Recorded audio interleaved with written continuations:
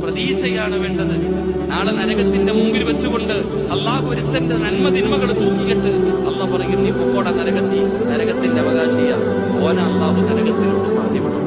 ഓനാണെങ്കിൽ കുറച്ചു മുന്നോട്ട് നടക്കും, തിരിഞ്ഞ് അള്ളാഹനെ നോക്കും, വീണ്ടും മുന്നോട്ട് നടക്കും, വീണ്ടും തിരിഞ്ഞു നോക്കും, വീണ്ടും മുന്നോട്ട് നോക്കും, വീണ്ടും തിരിഞ്ഞു നോക്കും. അവസാനം ഈ മനുഷ്യൻ നടന്ന് മലക്കുകൾ നരകത്തിന്റെ മുമ്പിൽ കൊണ്ടുപോയപ്പോ അള്ളാഹ് വിളിച്ചു, ഇങ്ങ് വാടാ, നീ അടുത്ത് വാ, നിന്നോട് ഞാൻ പോകാൻ പറഞ്ഞാ പോയാ പോലെ, നീ എന്തിനാടാ പിന്നെയും തിരിഞ്ഞു നോക്കിയേ? അള്ളാഹ് ചോദിക്ക, നീ പിന്നെയും എന്തിനാ നീ തിരിഞ്ഞു നോക്കിയേ?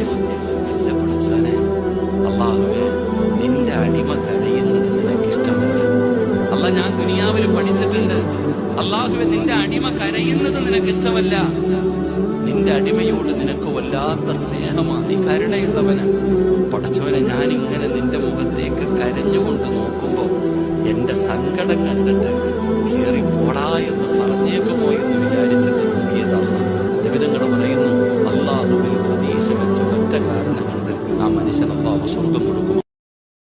Download ShareChat.